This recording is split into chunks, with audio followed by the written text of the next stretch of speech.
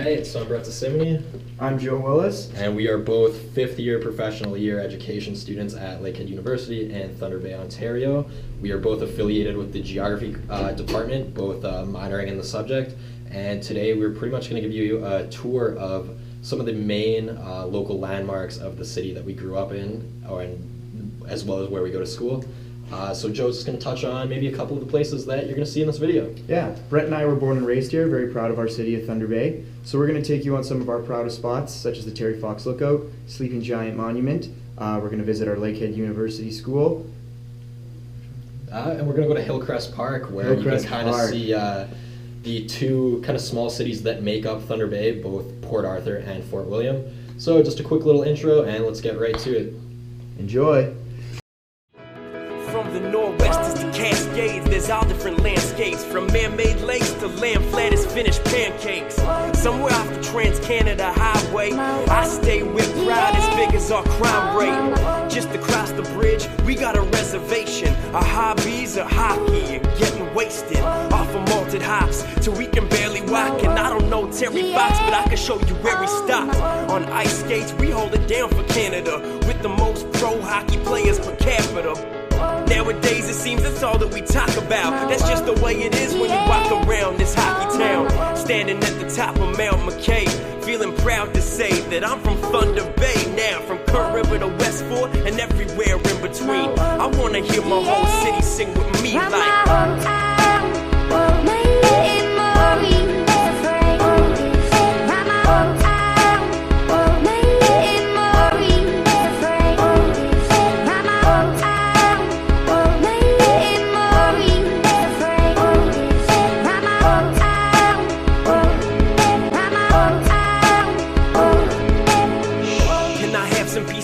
for the sleeping giant.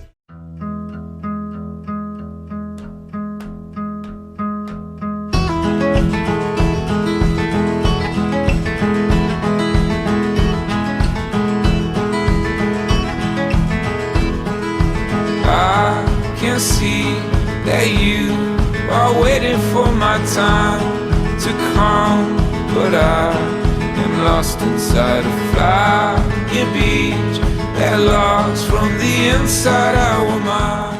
Fort William was a city in northern Ontario located on the Kaministiquia River at its entrance to the Lake Superior. It amalgamated with Port Arthur and the townships of Neebing and McIntyre to form the city of Thunder Bay in January of 1970. Since then, it's been known as the largest city in northwestern Ontario. Fort William, from a historical standpoint, has been known as a canoe route from the Great Lakes to Western Canada. This has also been known as a trading post with the Northwestern Company and later amalgamated into the Hudson's Bay Company. Desire has calcified the line you need to lose is unspeakable denial. It's mine, it's crime, it's all versatile.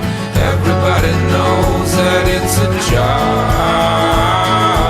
Everybody knows how much it costs.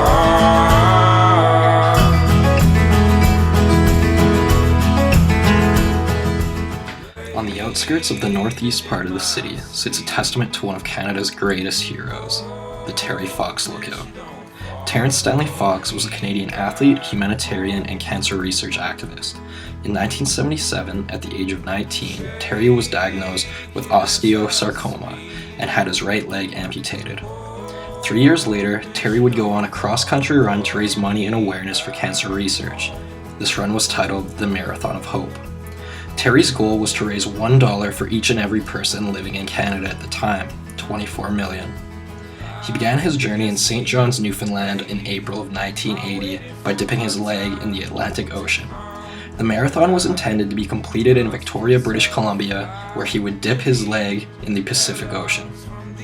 Terry ran the equivalent of a full marathon each and every day. His quest lasted 143 days and 5,373 kilometers. When the cancer in his body spread to his lungs and he was forced to stop and hospitalized just outside the Thunder Bay area. Terry would then die of the disease 9 months later. Terry became a national star by the time he had reached Ontario. He is considered a national hero and has many buildings, parks, and roads named across the country in his honor. At the end of his run, Terry had raised $1.7 million for cancer research. But because of Terry's efforts, he inspired millions to take part in the annual Terry Fox Run, which is now the world's largest one-day fundraiser for cancer research, with participants in over 60 countries. To this day, over $650 million has been raised in Terry's name. Terry remains a prominent figure in Canadian folklore. His determination united a nation. People from all walks of life lent their support to his run, and his memory inspires pride in all regions across the country. In 1999, a national survey named Terry as Canada's greatest hero.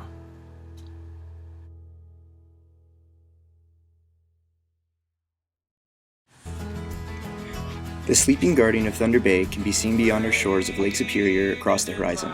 A beautiful natural monument that lays to rest is enriched in Thunder Bay's Aboriginal culture and local history.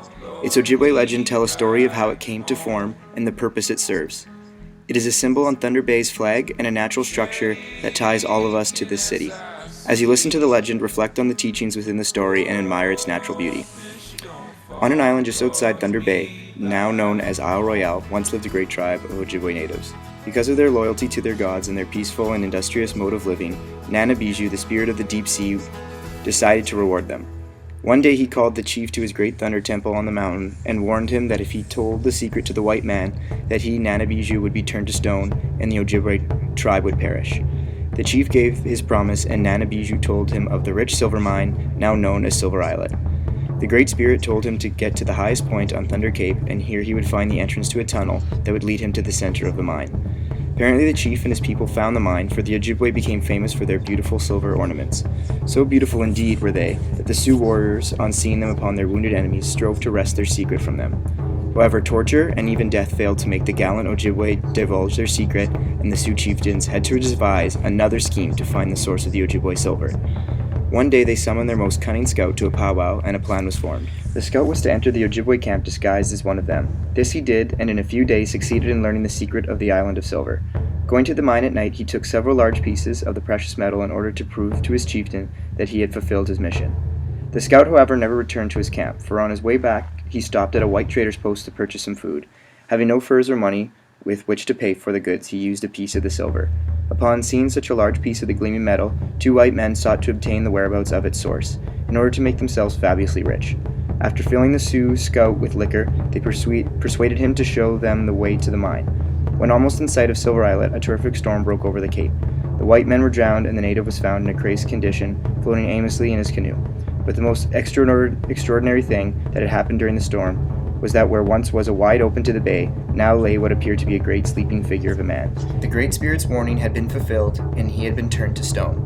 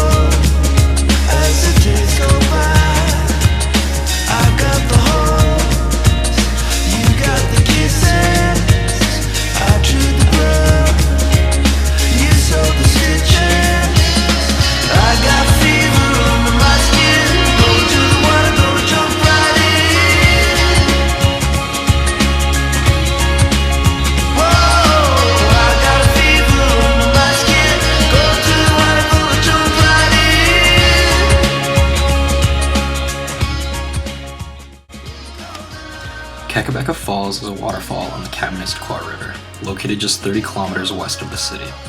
The falls have a drop of 40 meters, and because of its size and ease of access, it has been nicknamed the Niagara of the North. The rocks that compose the falls contain some of the oldest fossils in existence, some dating back to 1.6 billion years. Due to the structural integrity of the rocks, going into the gorge below the falls is strictly prohibited. The name Kakabeka comes from the Ojibwe word Gakabika, meaning waterfall over a cliff. I blow the candles, you make the wishes. The night is never